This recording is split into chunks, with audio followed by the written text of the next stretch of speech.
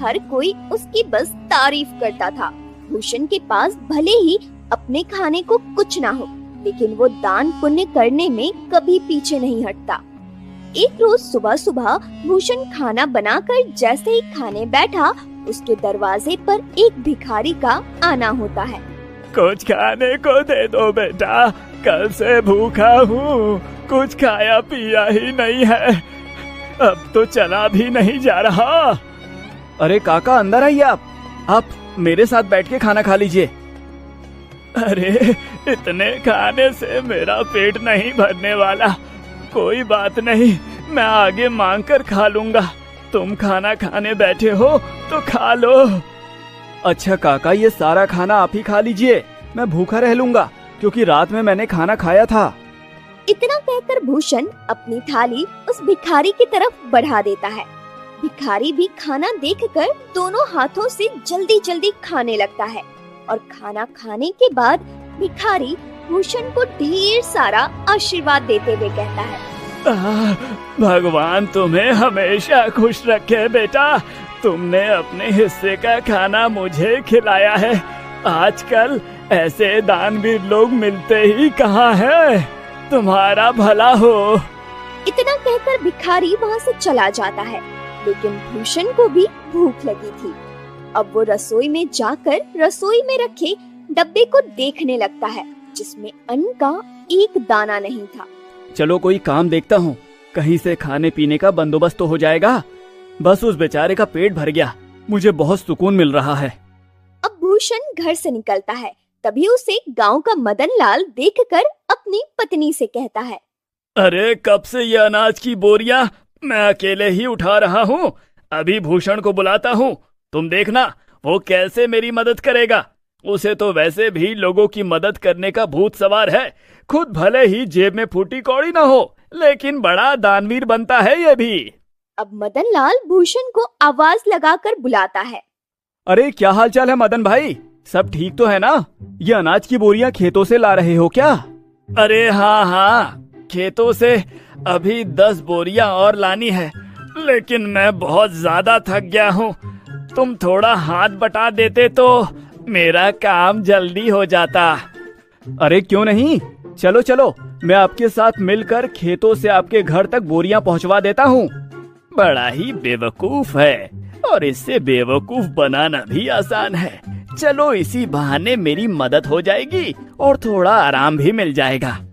इतना कहकर मदन लाल भूषण से अब कई सारी बोरियां खेत से घर रखवाता है, लेकिन भूषण तो भूखा था, उसे भूख भी बहुत तेज लग रही थी।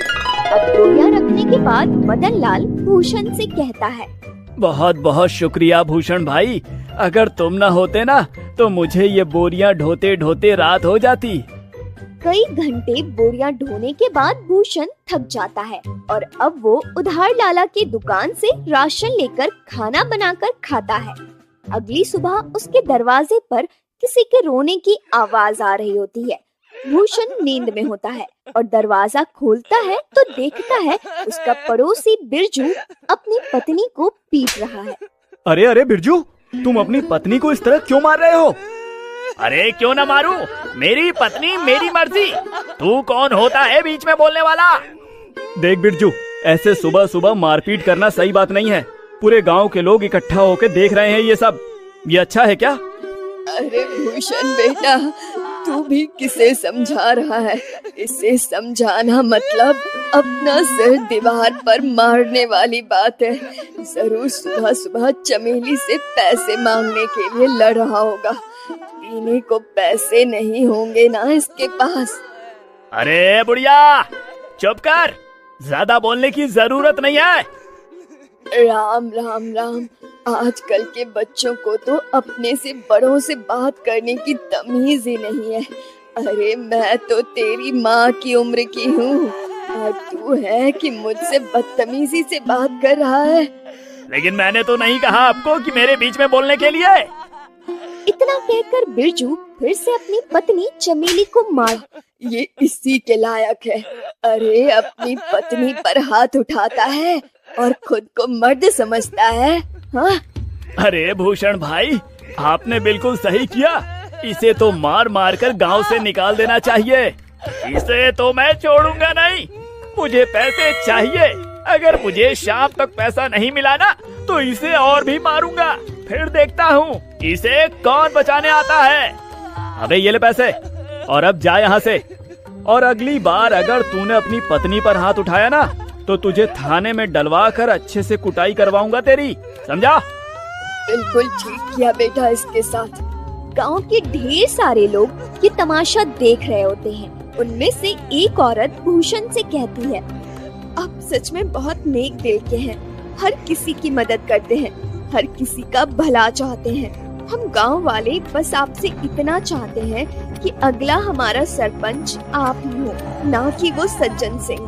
अरे क्या बात कही है तूने, ये बात तो काफी समय से मैं दिल में दबाए बैठी थी।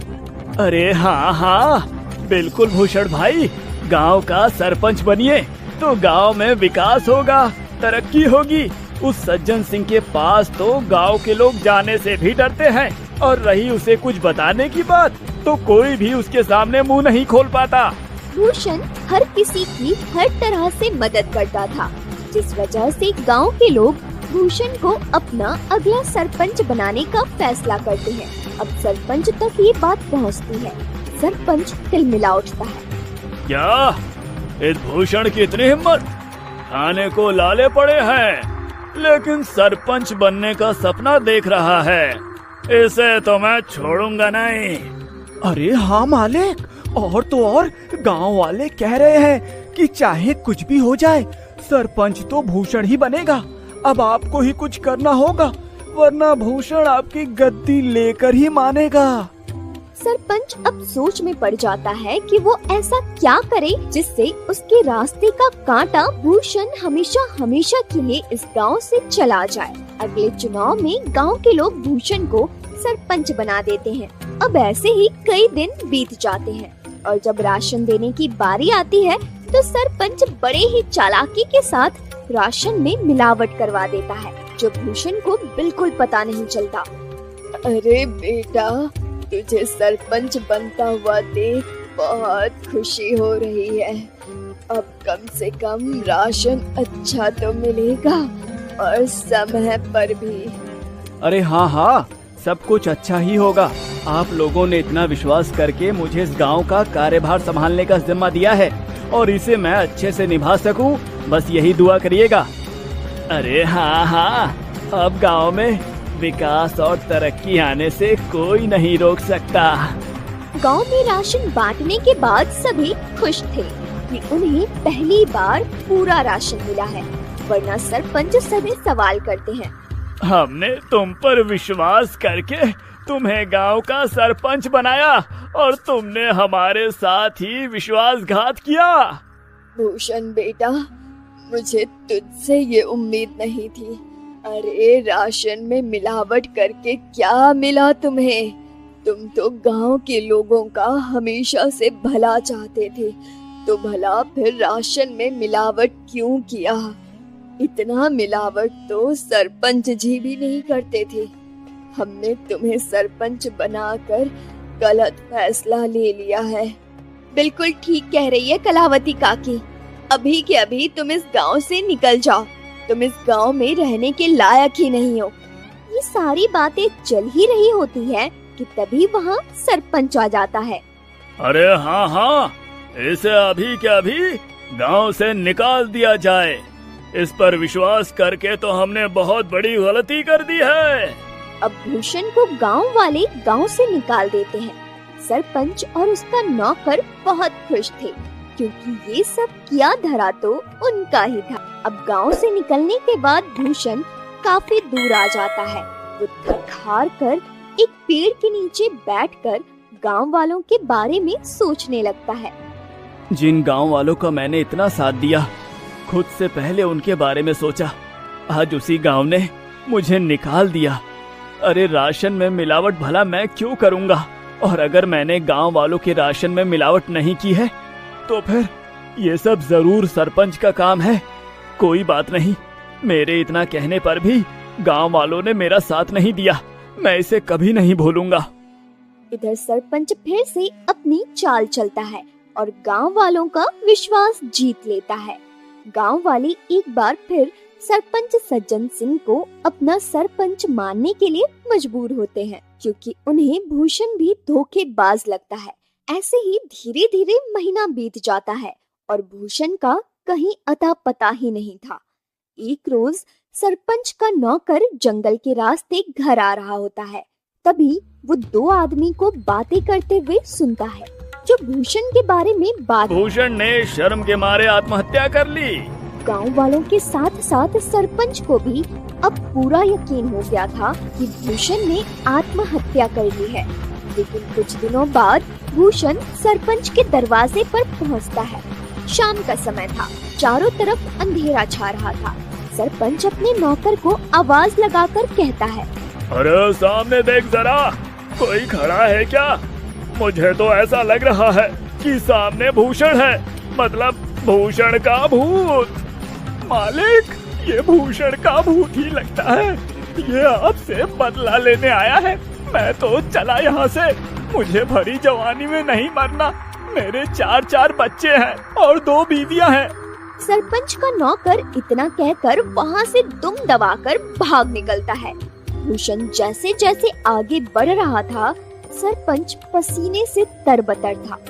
वहीं रुक जा भूषण का भूत, तुझे क्या चाहिए?